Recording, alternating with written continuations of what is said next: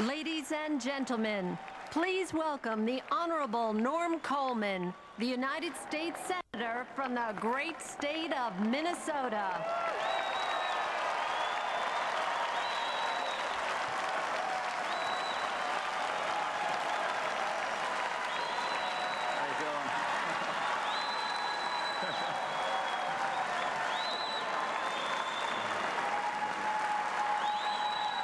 Good evening.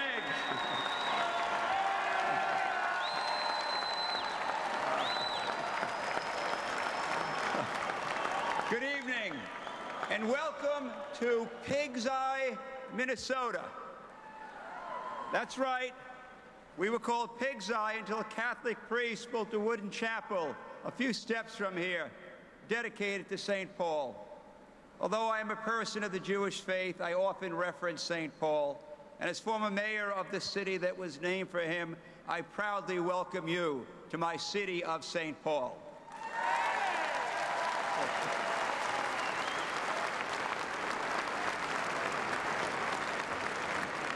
Before I begin, I want to acknowledge the families in the Gulf region affected by Hurricane Gustav and the first responders working hard to bring aid to the region.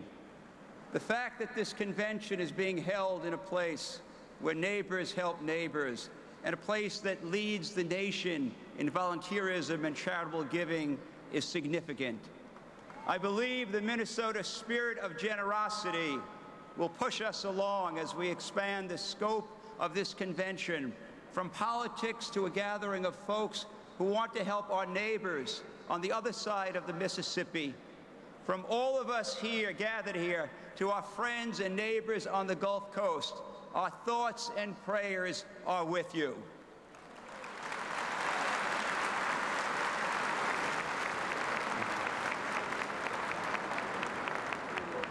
Here we sit in the middle of a great Minnesota success story. 15 years ago, downtown St. Paul was in trouble. Our largest employer had left. Crime was rising. And downtown we had sex shops and the nation's only failed McDonald's. The old Civic Center on this site was falling apart while city leaders were holding gang summits and raising taxes. And the mayor at that time asked, "I'm not indecisive, am I?" That could have been an Obama campaign slogan. Great.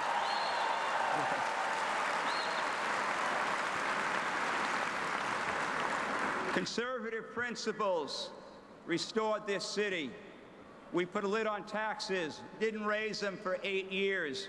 We made city government a trustworthy partner to local business. We said that hope and confidence equals investment, and together we proved it. We added 18,000 new jobs. We planted 35,000 trees and shrubs along the Mississippi. We reduced crime. And through public-private partnership, we built this magnificent arena. By putting St. Paul first, we rebuilt this great, great city.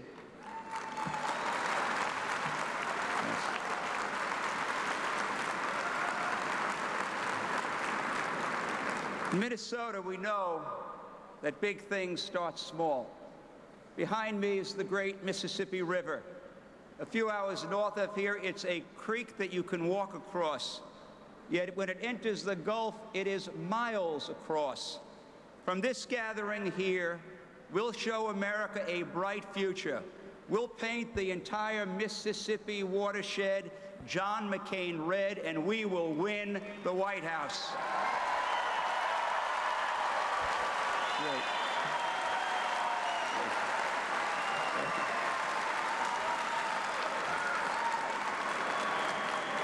A story is told of Thomas Jefferson riding on horseback with a group of companions, reaching a river without a bridge. Standing on the bank was a man who needed to get across. One by one, they passed him until Jefferson was alongside, and the man asked, "Can you carry me across the river?" Jefferson immediately did. One of the guys in the Jefferson Party pulled the man aside and say, "How dare you ask the President of the United States for a ride? You could have asked any one of us, but instead you chose to bother him." And the man said, "I'm sorry. I had no idea who he was. But I looked at all your faces, and they said no. And I looked at his face, and it said yes." John McCain has a face that says yes because that's what's in his soul. He has never given in to adversity.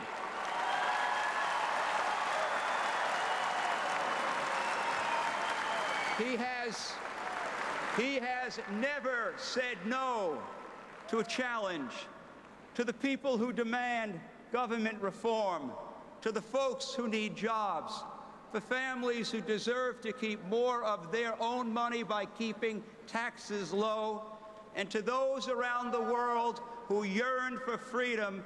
John McCain has a face that says yes.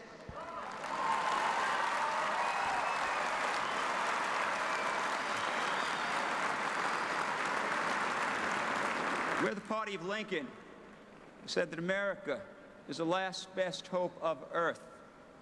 He was right then, and he'd be right now. From north to south, from east to west, from heartland farms to big cities, let's offer Americans the genuine hope of change that Republicans can actually deliver.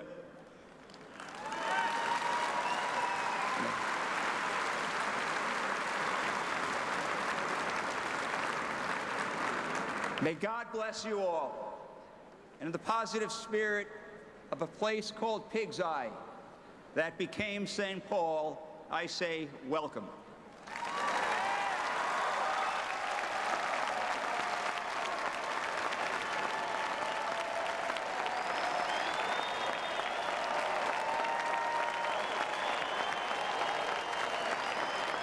Ladies and gentlemen, it's now time to hear from the winner of the Wave the Stars and Stripes contest. This 500